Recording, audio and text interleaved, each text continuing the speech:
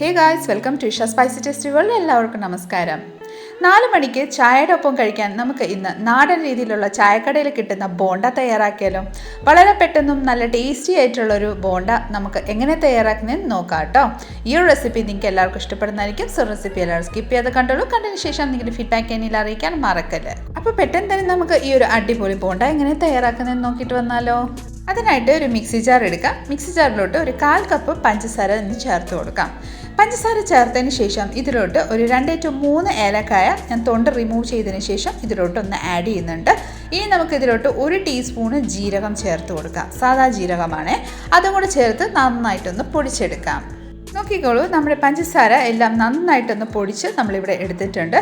ഇനി നമുക്ക് ഈ ഒരു പൊടി ജസ്റ്റ് ഒന്ന് ഇവിടെ മാറ്റി വെച്ച് കൊടുക്കാം. നമുക്കൊരു ബൗൾ എടുക്കാം. ബൗളിലോട്ട് ഒരു 2 കപ്പ് നമ്മുടെ സാധാരണ ഗോതമ്പ് പൊടിയാണ്. പാക്കറ്റിൽ കിട്ടുന്ന ഗോതമ്പ് പൊടിയാണ് ഞാൻ യൂസ് ചെയ്തിരിക്കുന്നത്. അതൊരു 2 കപ്പോളം നമുക്ക് ഈ ഒരു ബൗളിലോട്ട് ചേർത്ത് കൊടുക്കാം. ഇനി നമുക്ക് ഇതിലോട്ട് ആവശ്യമനുസരിച്ച് ഉപ്പ് ചേർത്ത് കൊടുക്കാം. ഉപ്പ് ചേർത്തതിന് ശേഷം ഇതിലോട്ട് ഒരു 1/2 ടീസ്പൂൺ ബേക്കിംഗ് സോഡ ആഡ് ചെയ്ത് കൊടുക്കാം. ബേക്കിംഗ് സോഡ ആഡ് ചെയ്തതിന് ശേഷം നമുക്കിതിലോട്ട് കുറച്ച് മുന്നേ നമ്മൾ ഗ്രൈൻഡ് ചെയ്ത് വെച്ചിരിക്കുന്ന ആ ഒരു പഞ്ചസാര പൊടി നമുക്ക് ഇതിലോട്ടൊന്ന് ചേർത്ത് കൊടുക്കാം.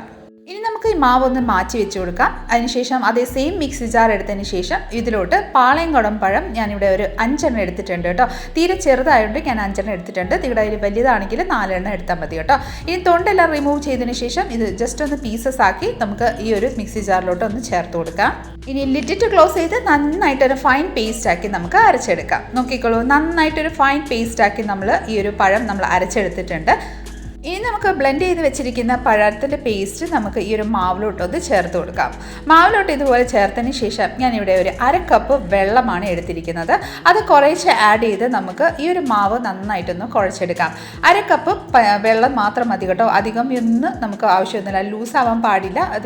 ഒരു ഏകദേശം ഒരു ലൂസും ടൈറ്റും അല്ലാത്ത പാകത്തിലാണ് നമുക്ക് ഈ ഒരു കൺസിസ്റ്റൻസി വേണ്ടത്. ഞാൻ നിങ്ങൾക്ക് ജസ്റ്റ് ഇത് ബ്ലെൻഡ്, അതായത് നമ്മൾ കുഴച്ചതിന് ശേഷം നിങ്ങൾക്ക് കാണിച്ചു തരാം കേട്ടോ. ഞാനിവിടെ ടോട്ടലി 1/2 കപ്പ് വെള്ളം മൊത്തത്തോടെ യൂസ് ചെയ്യുന്നുണ്ട്. നന്നായിട്ടൊന്ന് കുഴച്ചെടുക്കാം.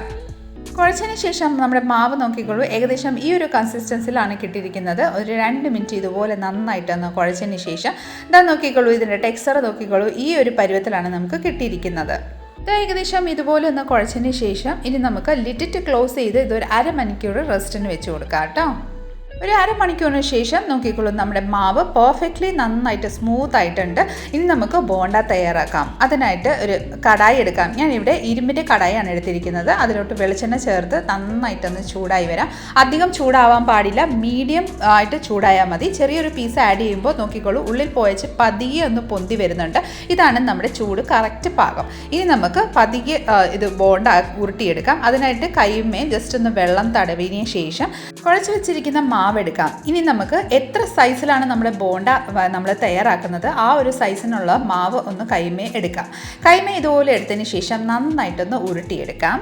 നന്നായിട്ട് ഇതുപോലെ ഉരുട്ടിയതിന് ശേഷം നമ്മുടെ ഈ ഒരു ബോണ്ട നന്നായിട്ടൊന്ന് പൊരിച്ചെടുക്കാൻ എണ്ണയിലോട്ടൊന്ന് ഇട്ട് കൊടുക്കാം. ഇതേ രീതിയിൽ തന്നെ നമുക്ക് ബാക്കി എല്ലാ ബോണ്ടകൾ നമുക്ക് ഒന്ന് എണ്ണയിലോട്ടൊന്ന് ആക്കി കൊടുക്കാം. ഇനി നമുക്ക് ഒരു സ്പൂൺ എടുത്ത് ഇതിൻ്റെ മേലെ കൂടെ ഓയിലൊന്ന് ഇതുപോലെ ഒന്ന് സ്പ്രെഡ് ചെയ്ത് കൊടുക്കാം. അതിനുശേഷം ഇത് തിരിച്ചും മറിച്ചും നന്നായിട്ടൊന്ന് സ്പൂൺ വെച്ച് തന്നെ തട്ടി തട്ടി റൊട്ടേറ്റ് ചെയ്തിട്ട് നന്നായിട്ടൊരു ഗോൾഡൻ ഷെയ്ഡ് ആവുന്നിടം വരെ ഒന്ന് ഫ്രൈ ചെയ്തെടുക്കാം. നോക്കിക്കോളൂ, നമ്മുടെ ബോണ്ട ഇവിടെ നന്നായിട്ട് മുരിഞ്ഞ് നല്ലൊരു ഗോൾഡൻ ഷെയ്ഡിലോട്ട് മാറി കിട്ടിയിട്ടുണ്ട്. ഇനി നമുക്കൊരു സ്ട്രെയിനർ എടുക്കാം. സ്ട്രെയിനറിലോട്ട് നമ്മുടെ ഈ ഒരു ബോണ്ട ഓരോന്നായിട്ട് നമുക്ക് ഒന്ന് ട്രാൻസ്ഫർ ചെയ്ത് കൊടുക്കാം. ബാക്കിയുള്ള ബോണ്ടയും കൂടെ ഫ്രൈ ചെയ്തതിന് ശേഷം നല്ല നാടൻ രീതിയിലുള്ള നമ്മുടെ 4 മണി പലഹാരം ബോണ്ട ഇവിടെ റെഡിയാണ്. നല്ല ടേസ്റ്റി ആയിട്ട് വളരെ എളുപ്പത്തിൽ തന്നെ തയ്യാറാക്കുന്ന ഒരു 4 മണി പലഹാരമാണ്. വളരെ ക്രിസ്പിയും നല്ല ഉള്ളിൽ നല്ല സോഫ്റ്റും പുറമേൽ നിന്ന് നല്ല ക്രിസ്പി ആയിട്ടുള്ളൊരു ഈ ഒരു ബോണ്ടയുടെ റെസിപ്പി തീർച്ചയായിട്ടും നിങ്ങളെല്ലാവരും ഒന്ന് ട്രൈ ചെയ്ത് നോക്കിക്കോളൂ. പെർഫെക്റ്റ് ആയിട്ട് നാടൻ രീതിയിൽ നമ്മുടെ ചായക്കടയിൽ കിട്ടുന്ന അതേ ടേസ്റ്റിലാണ് നമുക്ക് ഈ ഒരു ബോണ്ട തയ്യാറാക്കി കിട്ടുന്നത്. അപ്പം നമ്മുടെ ഇന്നത്തെ ഒരു റെസിപ്പി നിങ്ങൾക്ക് എല്ലാവർക്കും ഇഷ്ടപ്പെട്ടെന്ന് വിചാരിക്കുന്നു. ഇഷ്ടമായിട്ടുണ്ടെങ്കിൽ ഒന്ന് ലൈക്ക് ചെയ്തും ഫാമിലി മെമ്പേഴ്സിനും റിലേറ്റീവ്സിനും ഫ്രണ്ട്സിനും എല്ലാവർക്കും ഒന്ന് ഷെയർ ചെയ്ത് നമ്മളെ ഒന്ന് സപ്പോർട്ട് ചെയ്തേക്കണേ. കൂടാതെ ഇതുപോലെ നല്ല നല്ല റെസിപ്പിക്കായി Isha spicy tasty world channel ഒന്ന് ഫോളോ ആൻഡ് സബ്സ്ക്രൈബും കൂടെ ചെയ്ത് നമ്മളെ ഒന്ന് സപ്പോർട്ട് ചെയ്തേക്കാം. അടുത്ത നല്ലൊരു റെസിപ്പിയും കൊണ്ട് വരുന്നിടം വരെ എല്ലാവരും stay tune, be happy and keep smiling. Thank you for watching and bye bye.